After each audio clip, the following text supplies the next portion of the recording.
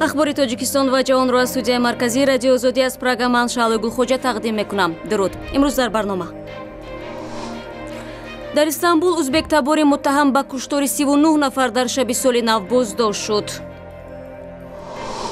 رئیس سودی عالی تاجیکستان انگیزه سیاسی داشتن پرونده های زید سعید و بزرگمیر یاروف را قبول ندارد. تمام معیار و مقررات سندهای بین المللی در دایره کنستیتوسیون و قانونگذاری تاجیکستان رعایت شده و از جانب کارشناسان بین المللی هم بهای خیلی بلند داده شده است. و قرقیزستان به یاد قربانی های سقوط هواپیمای باربر در نزدیکی های شهر بیشکک ماتم دارد. مقامات ترکیه از بازداشت گمانبری حمله به کلوب شبانه رینا خبر میدهند. پلیس استانبول گمانبری حمله شهروند 29 ساله ازبکستان عبدالقادر مشریپوف را که معروف به لقب ابو محمد خراسانی میباشد به یکی از پایگاه‌های پلیس انتقال داده است. مقامداران ترکیه میگویند او در افغانستان تمرین نظامی گذاشته است. سروزیر ترکیه اظهار امید کرد که در بازپرسی نیروی سرپرست حمله مرگبار آشکار خواهد شد. فردی متهم با کشتار 39 نفر در جشن سال نو در منطقه اسنیورت استانبول بازداشت شد. نشریه حریت نوشته است که بازداشت صبح بر وقت 17 ینور به وقوع پیوست. خبرگزاری ترکی داغن بازداشت مردی را به نوار گرفته است که در همان عملیات دستگیر شد. به نوشته حریت که تا حال از سوی دیگر منبع‌ها تصدیق نشده است، عبدالقادر مشریپوف معروف با لقب ابو محمد خراسانی همراه با پسر 4 ساله‌اش دستگیر شد. سامانه خبر ترک می نویسد خراسانی ازبک تبار است و در بخش اروپایی استانبول در منطقه اسنیورت بازداشت شد. به قبل خبر ترک شخصی متهم 3 روز پیش به منطقه آمده در آنجا در منزل دوستش که اصلا قرقیز می باشد اقامت داشت. خبر ترک می افزاید که هنگام عملیات در منزل 3 نفر دستگیر شدند. خبرگزاری انادولو باشد ابراز داشته است که هنگام عملیات فردی متهم با حمله به طرفخانه رین استانبول و همراه با او یک مرد قرقیز و 3 زن به حبس گرفته شدند. شب 1 ینور سلاح به دست در درآمدگاه طرفخانه افسر پلیس را به قتل رسانیده، سپس در تالار از سلاح مسلسل به طرف مهمانان 6 تیردان یا خود 180 تیر خالی کرد. در بین 39 قربانی شهروندان ترکیه، هندوستان، کانادا، روسیه و چند کشور دیگری عرب بودند. گروهی دهشت افکن به نام دولت اسلامی مسئولیت حمله 1 ینور را بر دوش گرفته تاکید کرده است که این قصاص عملیات ترکیه در سوریه و عراق است. اسکندر خوجا میرزاده گزارش میداد و برنامه را با خبرگزاریش از تاجیکستان پی میگیریم. رئیس دادگاه عالی تاجیکستان وجود پرونده و محبوسان سیاسی را در کشور رد میکند. شیر محمد شاهیان روز 16 ینور در نشست خبری با اشاره به پرونده های پرسر و صدای برخی از صاحبکاران و وکیلان دفاع تاجیک گفت آنها نه برای فعالیت های سیاسی بلکه برای اعمال جنایی به زندان محکوم شدند. همکاران ما هم در این نشست شرکت داشتند. شیر محمد شاهیان رئیس دادگاه عالی انتقادها درباره نقض حقوق انسان در تاجیکستان به خصوص فعالان سیاسی را رد و از کار نظام دادگستری این کشور حمایت کرد. و روز 16 ینور در نشست خبری در دوشنبه گفت در تاجیکستان حقوق انسان محدود نشده است.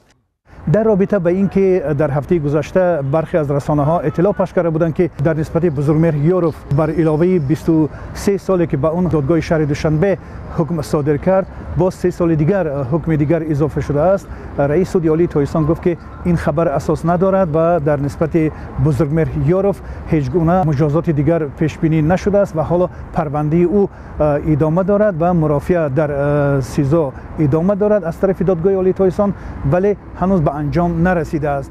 متاسفانه هنگام بررسی پرونده مذکور این محکوم شده، این سود شونده و تحقیر رئیس کننده مرافعه سودی و دیگر شخصیت‌ها دست دادن نسبت به پرونده جنایتی آغاز گردید از جانب مقامات دخل‌دار مورد تفتیش قرار داده شد و این پرونده امروز از جانب سودی عالی مورد بررسی قرار دارد. شیر محمد شاهیان که درباره نتیجه های کار دادگاه های تاجیکستان در سال 2016 در برابر مطبوعات گزارش میداد، از حکم ها و مرافعه های دادگاهی اعضای مخالفان و منتقدان حکومت حمایت کرد. رئیس دادگاه عالی تاجیکستان در پاسخ به انتقاد سازمان های بین المللی گفت پرونده های صاحبکار زید سعیدوف و وکیل دفاع بزرگمهر یاروف انگیزه های سیاسی ندارد. تمام معیار و مقررات سندهای بین المللی در دایره کنستیتوسیا و قانونگذاری تاجیکستان رعایت شده و از جانب کارشناسای بین المللی هم بهای خیلی بلند داده شده است.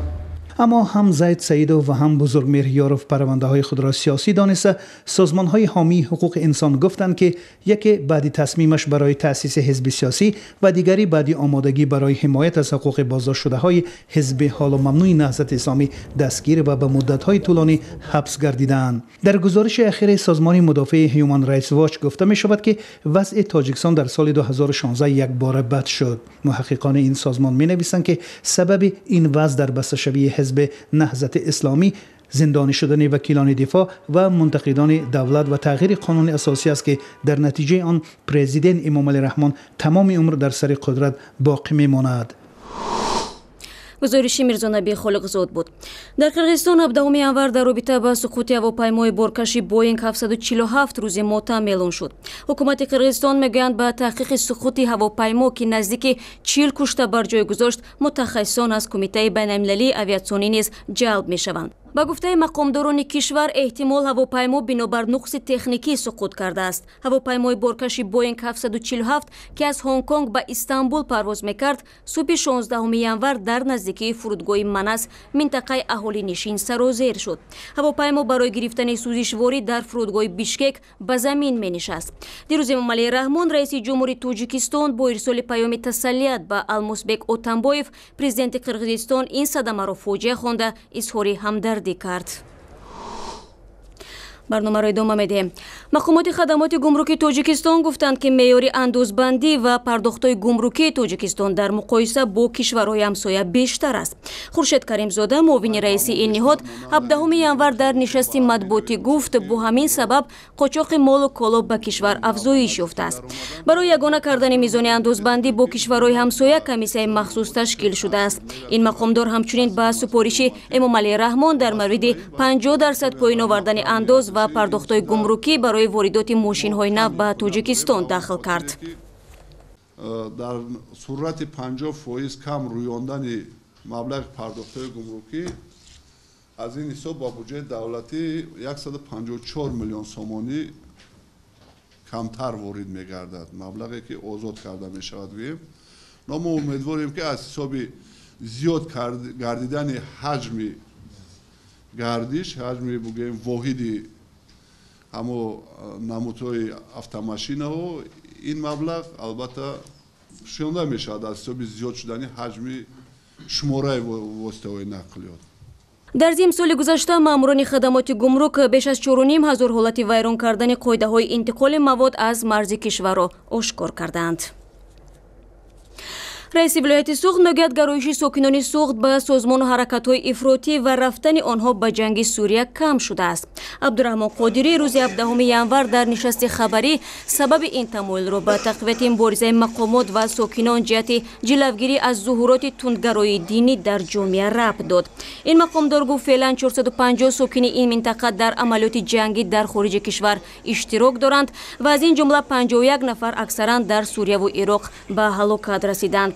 و افزود که ساکنان سوخت در جنگ‌های افغانستان و پاکستان هم شرکت می‌ورزند.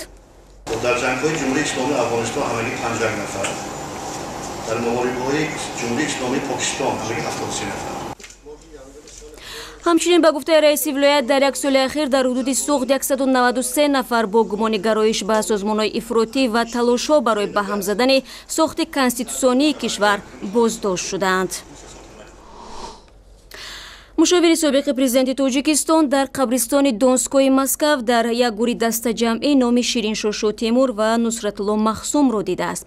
Ин ду арбоби сиёсӣ ки дар ташкили ҷумҳурии Тоҷикистони шӯравӣ саҳми бузург доштанд, дар замони таъқиботи солҳои 30-уми асри гузашта ба унвони душмани халқ кушта шуданд.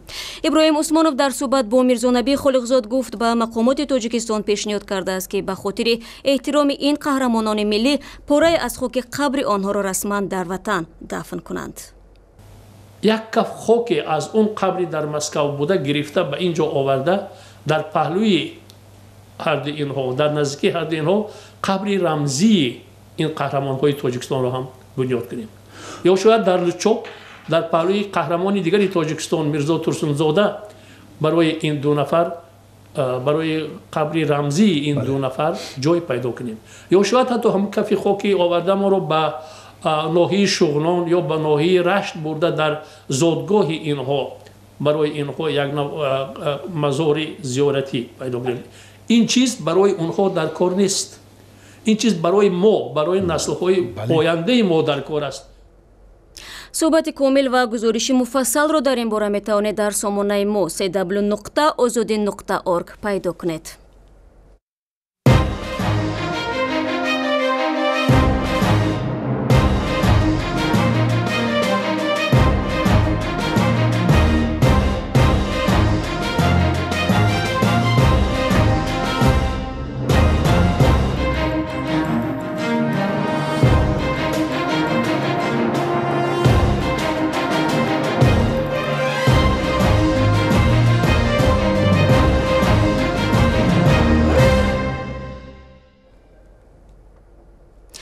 дар Тоҷикистон пиряхҳое ки бинобар обшавӣ дар ҳоли ҳаракат қарор доранд зери назорати доимӣ қарор гирифтанд.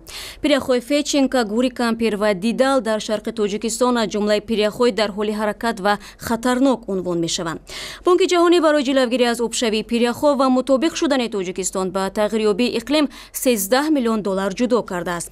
Тоҷикистон бо ин кӯмаки Бонки ҷаҳонӣ бояд марказҳои омӯзишии боду ҳавосанҷӣ ва дидбонгоҳҳои доим амалкунандаи назорати пиряхҳоро бунёд кунад. коршиносони тоҷик ба созиш нарасидани Русия ва Тоҷикистон сари пардохти нафақаи муҳоҷирони кориро таассуфовар мехонанд.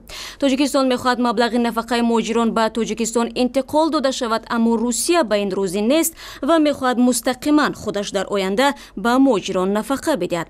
Коршиносон мегӯянд ба ҳар сурат бояд ҷонибҳо ба созиш бирасанд ва мушкили садҳо ҳазор муҳоҷири тоҷикро осон кунанд. Мумин Аҳмадӣ мавзӯъро пайгирӣ кард. мақомоти Тоҷикистон гуфтанд ки Русия шартномаи пешниҳодии онҳо барои додани нафақа ба муҳоҷиронро напазируфт ва барои такмил баргардонд. ҷониби Москав иддао кардааст ки бандҳои ин шартнома бо қонунҳои Русия мухолифат доранд ва бояд ислоҳ шаванд. мо бисёр кӯшиш карда истодаем ки андози иҷтимоие ки муҳоҷир пардохт мекунад ба ҷумҳурии Тоҷикистон интиқол дода шавад ва дар сурат ҳисоби муҳоҷир нигоҳ дошта шавад. вале тарафи Федератсияи Россия нисбати масъала андеша дорад. тарҳи созишнома миёни Тоҷикистону Русия дар бораи танзими нафақаи муҳоҷирони корӣ ҳанӯз дар моҳи августи соли гузашта ниҳоӣ шуда буд. дар сурати имзои ин созишнома 500 ҳазор муҳоҷири тоҷик дар Русия ҳаққи дарёфти нафақаро пайдо хоҳанд кард. ин масъалаи нав нест. раҳмон Улмасов, коршиноси масоили муҳоҷират, мегӯяд Тоҷикистон бояд шарти Русияро дар мавриди интиқол надодани маблағи нафақаи муҳоҷирон қабул кунад. ҳозир барои муҳоҷирони мо беҳтар ки дар ҳамонҷо монад. барои чӣ? агар вай пулро аз онҷо бо инҷо интиқол кунанд, боз фоиз мебаравад. қариб 2%, 1.5-2% боз мебаравад. чунки ҳозир бисёр муҳоҷира муҷиба авлодаш ҳамонҷо мондаги, фарзандаш, кӯдакош ҳамаш ҳамонҷо мондаги. шояд ҳамонҷо монад, шояд ҳамонҷо гирад. агар ки мисол Россия розӣ набошад ки ҳамон пул инҷиба биёд, бигзор ҳамонҷо истад. мерад мегирад. ҳозир мисол аз тамоми банк агар пулатон бошад, карточкатон бо пул биёд, фарқаш невай. шумо меред мегиред ку. бино ба омори охири раёсати муҳоҷирати вазорати умури дохилии Русия ки дар нимаи дуввуми моҳи декабри соли 2016 нашр кард, танҳо дар 2 соли охир шумораи муҳоҷирони мавсимӣ аз Тоҷикистон 14% коҳиш ёфтааст. حالا شماره رسمی مهاجران تاجیک در روسیه کم و بیش از 800,000 نفر گفته می شود.